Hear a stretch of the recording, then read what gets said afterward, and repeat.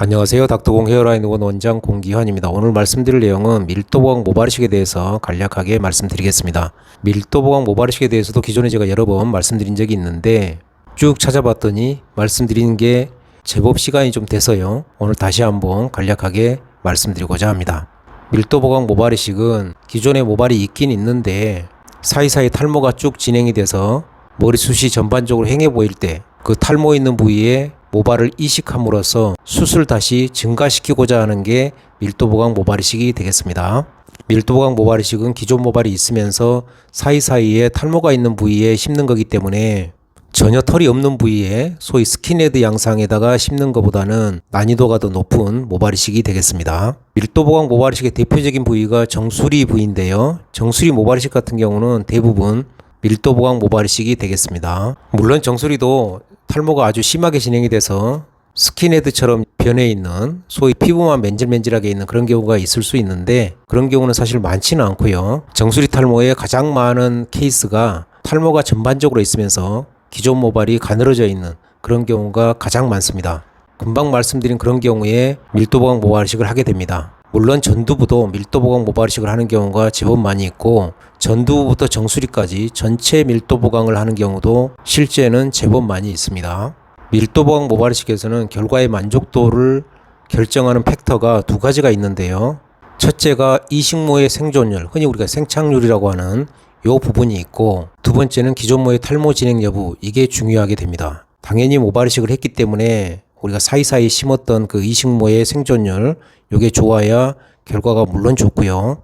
또 하나는 기존 모 자체가 탈모로 진행이 돼버리면 또 비어 보이기 때문에 기존 모 자체가 탈모로 진행되는 것을 막아야 됩니다. 더 나아가 얇아져 있던 기존 모를 두껍게 만들어야 만족스러운 결과를 얻게 됩니다. 따라서 밀도보강 모발이식은 이식만으로 절대 끝나지 않고 만족스러운 결과를 위해서는 이식 후에 기존 모 관리를 꾸준히 하셔야 하는데요.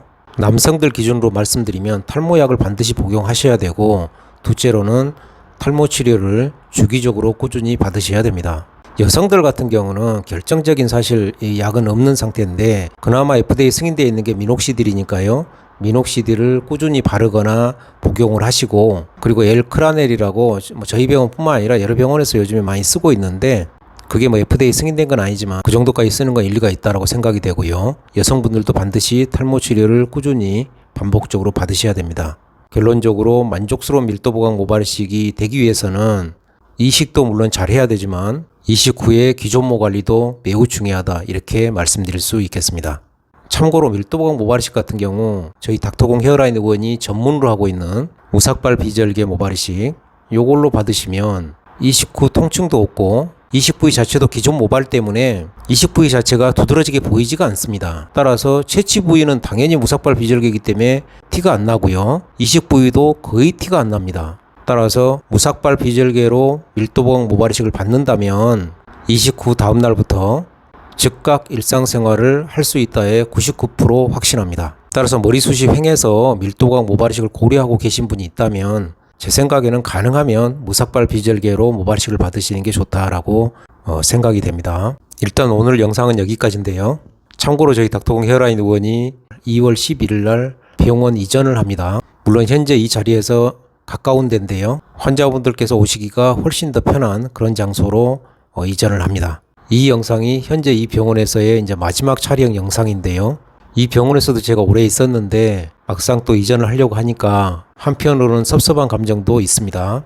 그렇지만 항상 살면서 느끼는 거는 새로운 변화, 새로운 도약을 하려면 기존에 익숙했던 환경과는 작별을 또 해야 되기 때문에 섭섭한 감정이라든가 이런 부분들을 항상 겪어야 되는 것 같습니다. 이 병원에서 2, 3일 정도 남았는데요. 여하간 잘 정리하고 다음 영상은 이전한 새로운 병원에서 새롭게 또 찍어서 올리도록 하겠습니다. 감사합니다.